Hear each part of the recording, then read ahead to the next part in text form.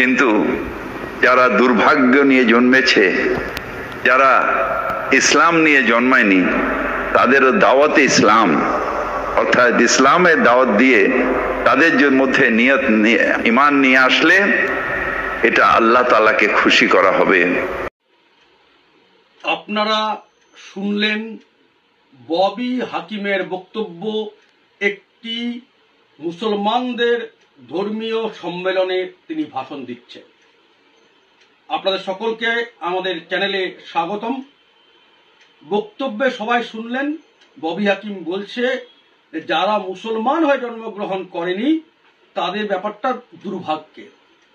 আমার শুধু একটাই জিজ্ঞাসা, এই যে ববি হাকিম বলছে যে তারা সৌভাগ্যবান, তারা ইসলামের ঘরে জন্মগ্রহণ করেছে, আর যারা মুসলমান হয়ে জন্মায়নি তাদের এটা দুর্ভাগ্যজনক বিষয়, তার নেত্রী মমতা ব্যানার্জি তিনিও তো ইসলামের ঘরে জন্মগ্রহণ করেননি, মুসলিম হয়ে জন্মাননি, তার ক্ষেত্রে ব্যাপারটা একই তো।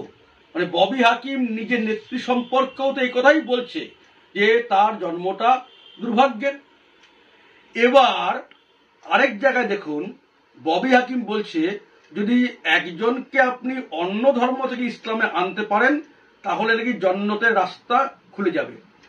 কিন্তু যাদের সেই আল্লাহ সেই রহমত যাদের দেননি, তারা যদি তেলাওয়াত এবং কোরআন শরীফের মানে যদি বুঝতে পারেন এবং একজনকেও যদি আমরা ঈমান দিতে পারি, তাহলে আমাদের জান্নাতের পথ একেবারে সুরক্ষিত হয়ে যাবে। এটা সরাসরি ধর্মান্তরকরণে প্রশ্রয় দেওয়া হচ্ছে। সংবিধানের শপথ নেওয়া রাজ্যের একজন মন্ত্রী এই কথা বলতে পারেন কি? আমাদের শুধু একটাই দাবি জোরালো কণ্ঠে বলছি, এই বক্তব্যের জন্য মমতা ব্যানার্জি আপনি ববি হাকিমের বিরুদ্ধে ব্যবস্থা নিন।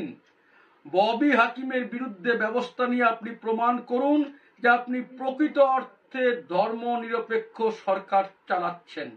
আপনার মন্ত্রিসভার কোনো মন্ত্রী মৌলবাদী না, সাম্প্রদায়িক না, এটা প্রমাণ করবার জন্য আপনি ফিরহাদ হাকিমের বিরুদ্ধে দৃষ্টান্তমূলক ব্যবস্থা নিন।